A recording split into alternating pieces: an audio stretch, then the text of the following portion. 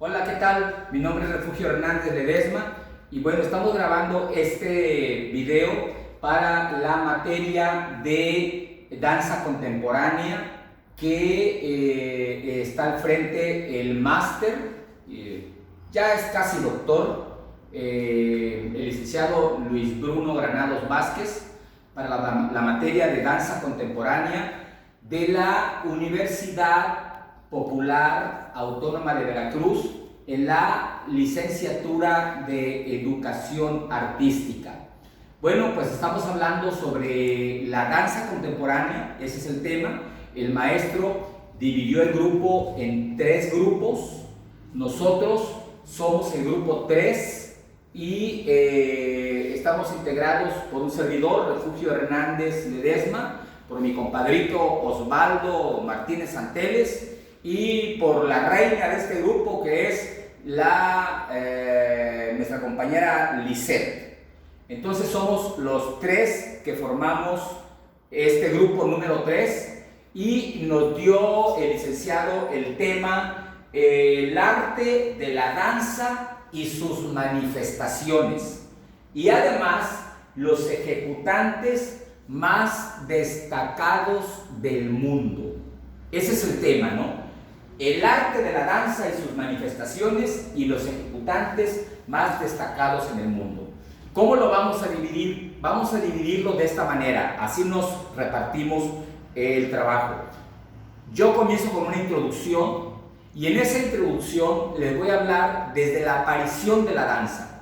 Es decir, nos vamos a ir a la prehistoria, desde la aparición de la danza en general, y después cómo la danza ha ido evolucionando, ¿sí? Y los diferentes tipos de danza. Podemos hablar de las danzas étnicas, de las danzas folclóricas, de las danzas africanas, del jazz, de la danza clásica, de la danza contemporánea y de la danza moderna. Es decir, toda la evolución que ha surgido la danza. Esa es la introducción y eso es el tema que yo les voy a dar, ¿sí? Después viene mi compadrito Osvaldo en el desarrollo y él se va a enfocar estrictamente a lo que es el tema que quiere el licenciado Luis Bruno, que es la danza contemporánea.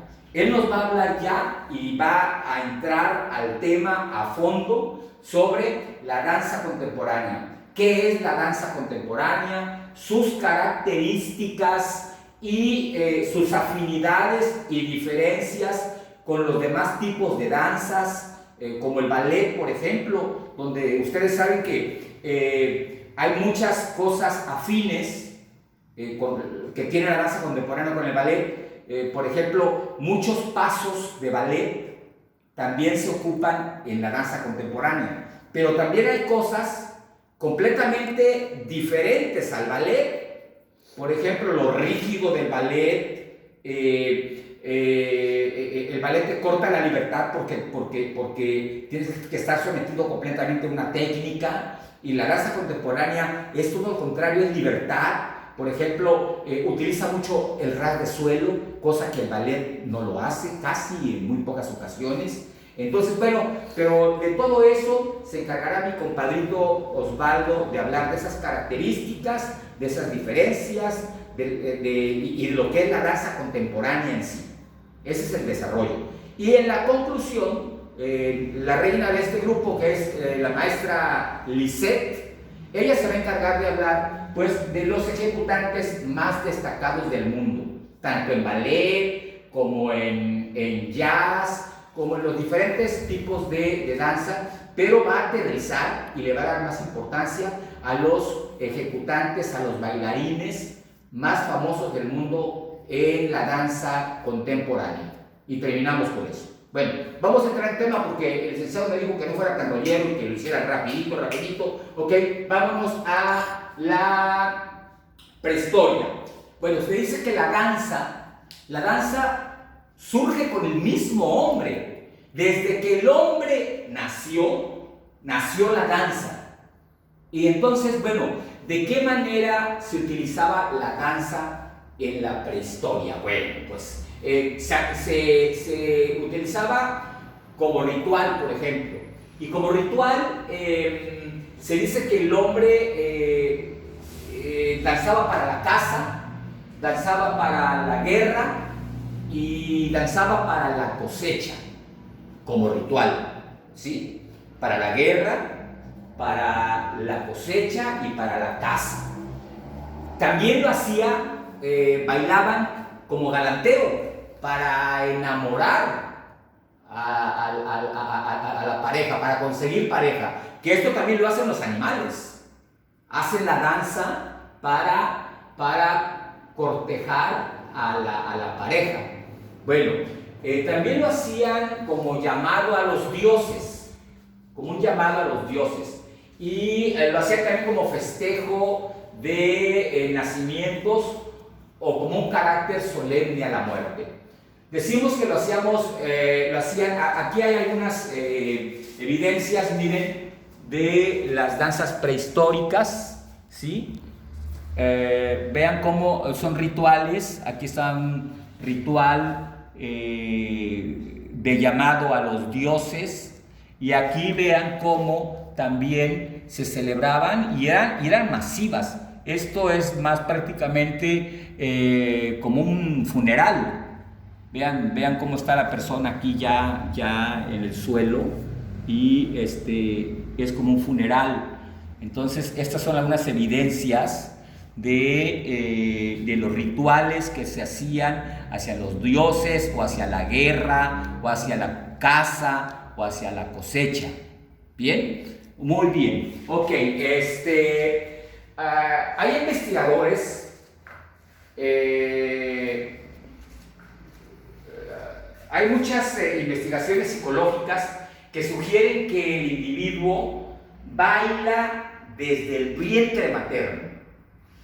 Desde los primeros 2 meses en que se concibe el ser humano, el feto, a los 2 meses comienza a moverse, pero la madre no se da cuenta. Se da cuenta hasta los 4 o 5 meses. Pero cuando se da cuenta que el producto, que el feto, que el ser humano que tiene dentro comienza a moverse, empieza una comunicación bien importante entre madre e hijo.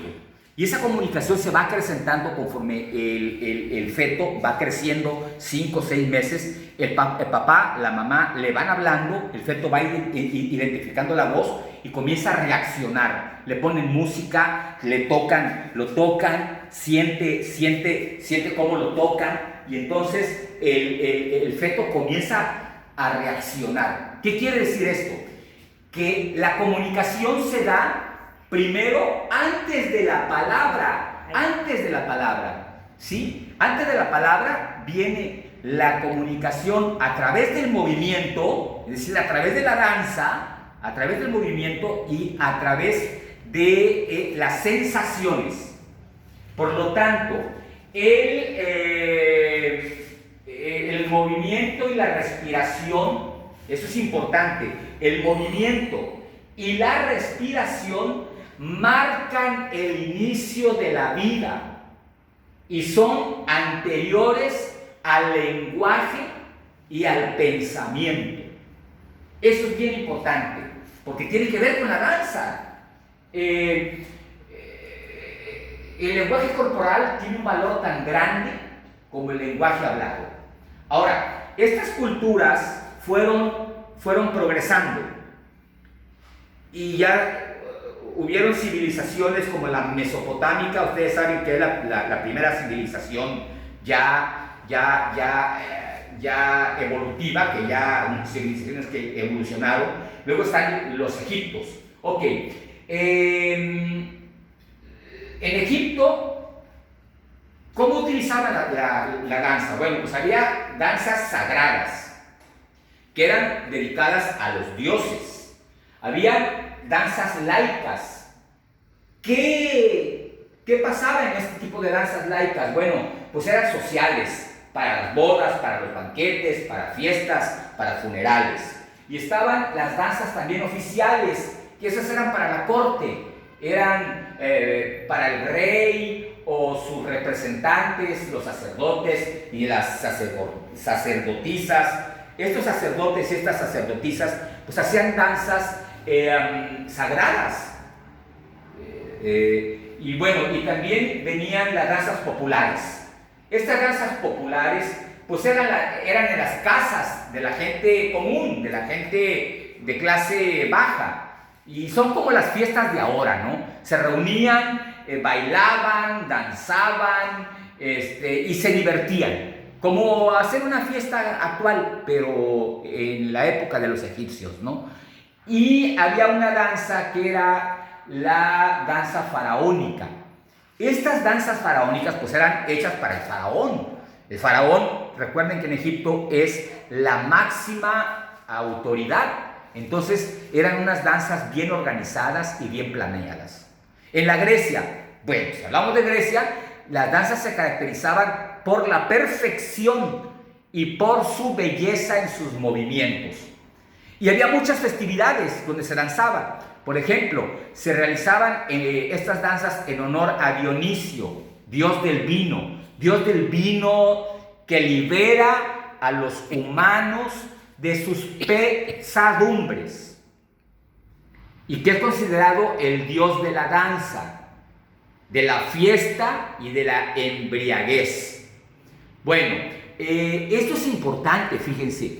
Acabo de decir que estas fiestas, en estas fiestas dionisíacas, les llamaban los griegos, fiestas dionisíacas, eran para que los humanos se liberaran de sus pesadumbres. Pasa lo mismo ahora. ¿Ustedes saben por qué la ley permite las bebidas alcohólicas? Bueno, pues porque las bebidas alcohólicas son como una catarsis, permiten que el ser humano se libere de las pesadumbres. Claro, cuando no es en exceso. Cuando no es en exceso. Porque el problema con el alcohol es que cuando es en exceso, pues, bueno, hay choques, matas gente, te mueres de cirrosis, etc. Pero cuando se toma con medida, el vino no es malo porque te desinhibe y te desestresa. Bueno, lo mismo pasaba en estas fiestas dionisíacas. ¿Qué hacían? Se ponían unas borracheras durante una semana, un mes, y pues ya borrachos se ponían a cantar, se ponían a danzar y sobre todo había mucho sexo, muchísimo sexo, cantos, danzas y sexo. Esa era las fiestas dionisíacas. Desde luego también había arte, ¿no? Ahí nació los concursos de tragedias, ¿no? Pero bueno, ese es otro tema. Ok, ¿qué pasaba en Roma? Bueno, en Roma, ustedes saben que los romanos conquistaron Grecia y entonces conquistaron Grecia y imitaban lo que hacían los griegos. Si los griegos tenían sus fiestas dionisíacas, los romanos también tenían sus fiestas, pero las fiestas de romanas se llamaban las fiestas saturnales y eran dedicadas al dios Saturno y se celebraban durante la Pascua de Navidad. Las clases sociales se mezclaban disimulando su condición bajo disfraces y convivían durante los 7 días que duraban las fiestas. Es decir, en estas fiestas saturnales también eran para que se nos quitara el estrés. Es decir, todos se vestían, se disfrazaban. Las fiestas saturnales son los antecedentes del carnaval. Hagan de cuenta que era una fiesta como de carnaval. Todo el mundo se disfrazaba y nadie sabía con quién estaba platicando. Por lo tanto, los de la alta sociedad podían hacer lo que no, ya disfrazados, lo que no podían hacer durante todo el resto de su vida, donde tenían que guardar una compostura educada, porque eran los de la alta sociedad. Pues aquí se salían del closet, había cosas homosexuales, lésbicas, etcétera, etcétera. Aquí tenemos algunos ejemplos, miren, de las danzas griegas, de las danzas romanas. Vean, son algunos ejemplos de cómo se danzaba en aquel tiempo, ¿sí? Vean. son las evidencias. Bien, bueno, pues algunas finalidades de la danza son la danza académica. Esta danza académica se refiere, cuando hablamos de danza académica, hablamos de danza clásica o de ballet, que son movimientos técnicos y coreográficos. Hablamos de esto, del ballet, ¿sí? Danza académica, ballet, ¿sí? Movimientos técnicos y coreográficos, el ballet, ¿sí? ¿Sí? Aquí está. Bueno, cuando hablamos de escénicas, su finalidad es la obra artística, es el espectáculo. Aquí sí vamos a hablar de un gran espectáculo. Vean, como este. Como este. Como este. Como este. Estas son las escénicas. La mística, bueno, pues se apoya en conceptos mágicos y religiosos. Teníamos otra vez el ejemplo vamos a recordar. Esta es una danza mística, ¿sí? Recuerden que las danzas místicas se apoyan en conceptos mágicos y religiosos. Bueno, tenemos también la creativo-educativa, que fomenta la expresión y la comunicación libre, ¿sí? Aquí tenemos, por ejemplo, algunos ejemplos, vean. Bien. Tenemos también la lúdica, que favorece necesidades de distracción y de recreación. Vean, es un ejemplo de danza lúdica. Es la danza africana, ¿sí? Que favorece necesidades de distracción y de recreación, ¿sí? Ahora, si hablamos de clasificación de la danza, bueno, pues está la danza tradicional folclórica. ¿De qué nos habla la danza tradicional folclórica? Del patrimonio de una sociedad. Tiene sus antecedentes en las danzas primitivas, la coreografía que aunan a personas. Y eso es importante. Una coreografía aúna a las personas. Es decir, las coreografías, las danzas coreográficas hacen que la gente conviva, que haya comunicación entre ellos, aunan a las personas, ¿sí? Y pues aquí tenemos un ejemplo de lo que es la danza folclórica o tradicional. Luego tenemos cuando hablamos de folclore, acuérdense, cuando hablamos de folclore, hablamos de patrimonio de una sociedad. Folclore es hablar de patrimonio de una sociedad. Ahora vamos a hablar de las danzas étnicas, que es la expresión de grandes áreas geográficas naturales del planeta. Danzas étnicas, expresión de grandes áreas geográficas naturales del planeta. Bueno, aquí tenemos un ejemplo de una danza étnica, por ejemplo, ¿sí? ¿Qué son las etnias? Bueno, por ejemplo, en México, pues tenemos a los rarámuri, tenemos a los totonacas, tenemos a los tarahumaras, que son diferentes tipos de etnias, ¿no? Aquí tenemos a los gauchos argentinos. Este es un gaucho, es un ejemplo de una etnia. Entonces, cuando hablamos de folclore, hablamos de patrimonio cultural. Y cuando hablamos de etnias, hablamos de patrimonio geográfico. Las africanas. ¿Qué pasa con las africanas? Regresamos aquí al ejemplo, a las danzas africanas.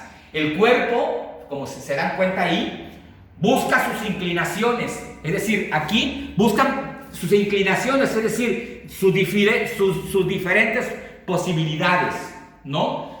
Pies descalzos, ritmos bien marcados, improvisación, imitación de animales o fenómenos naturales. Aquí algunos parecen unas gacelas.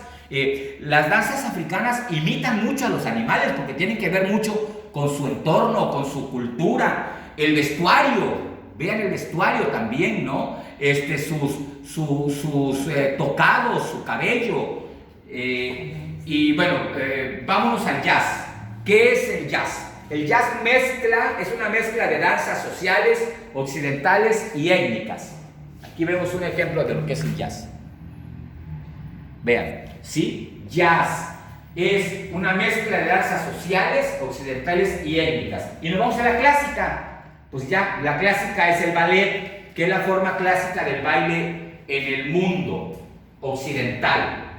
Y regresamos a la contemporánea. ¿Qué pasa en la danza contemporánea? Bueno, pues en la danza contemporánea la libertad en la ejecución. Libertad en la ejecución y utiliza el espacio en todas sus variedades.